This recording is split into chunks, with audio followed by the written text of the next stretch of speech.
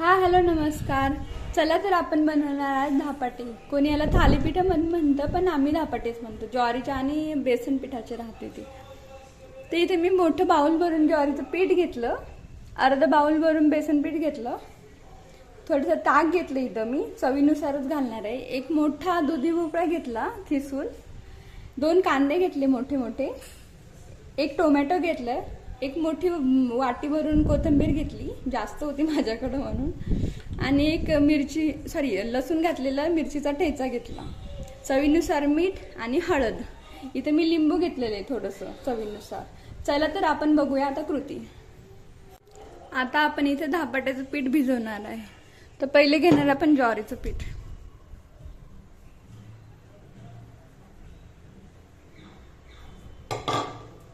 नंतर बेसन घेऊ, बेसन पीठ मिक्स करून घ्यायचं याला छान.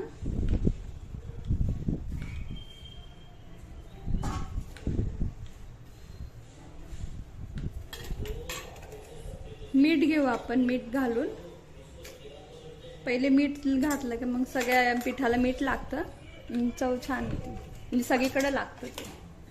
आता दुधी भोपळा घेऊ,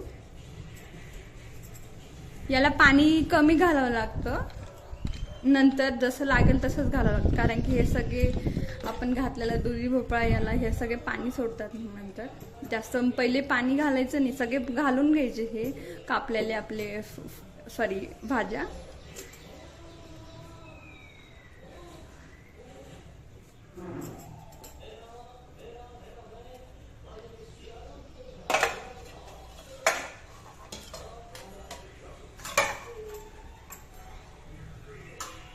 आणि आता ठेचा, तुम्हाला तिखट किंवा फिकं त्याच्यानुसार चवीनुसार तुम्ही घालू शकता. माझी मुलं पण खातात छोटी छोटी, त्यामुळे मी कमीच घालते. आणि हळद.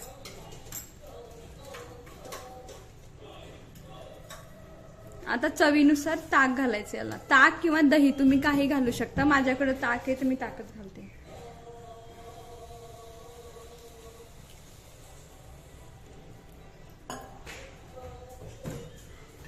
सगळ्या पिठाला चोळून घ्यायचं ते व्यवस्थित. आपल्याला पाणी घालायची गरज नाही पडणार लवकर. सगळं पीठ म्हणजे व्यवस्थित भाज्या लावून घेतल्या ना पिठाला, म्हणजे जास्त पाणी घालायची गरज नाही पडत. नाही तर अगोदरच पाणी घातलं की मग सगळं पीठ पाणी जास्त पातळ होण्याची शक्यता असते. त्याच्यामुळे काय करायचं, पहिले भाज्या घातल्या ना तर शक्यतो पाणी घालायचंच नाही, पूर्ण भिजवून घ्यायचं आधी पीठ.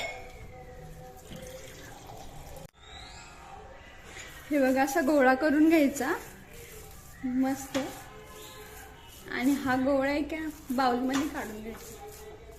नाही तर याच्यातच ठेवू शकता तुम्ही. असा गोळा करून एक बाउलमध्ये असं काढून ठेवायचं, आणि 15-20 मिनिटं याला असंच भिजवून द्यायचं.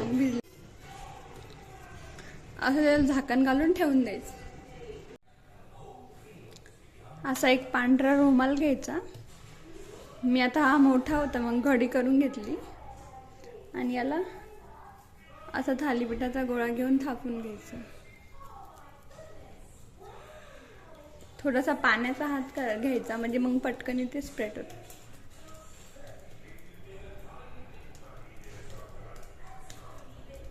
छान असं पातळ थापून घ्यायचं.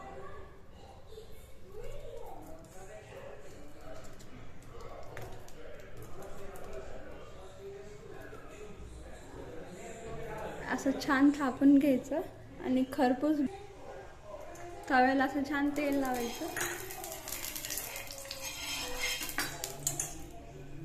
आणि आपलं थालीपीठ असं व्यवस्थित सगळीकडून टाकून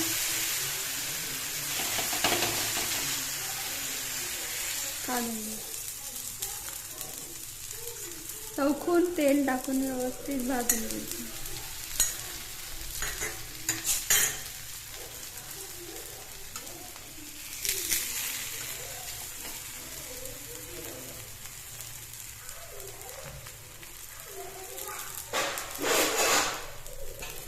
झाकण घातलं की पटकन भाजून येतं, म्हणजे आतून होऊन येतं छान असं खरपूस.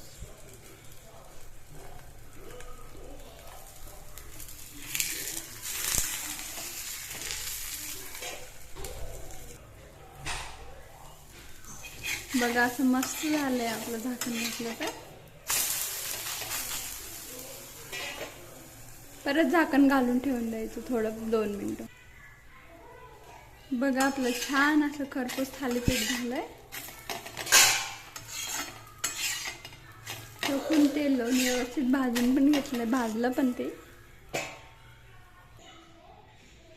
हे आपलं थालीपीठ, हे साखर आंबा, हे सॉस आणि हे कढी. तुम्ही कशासोबत पण खाऊ शकता, तिन्ही सोबत पण छान लागतं. चला तर आपली डिश तयार आहे, चला या जेवायला.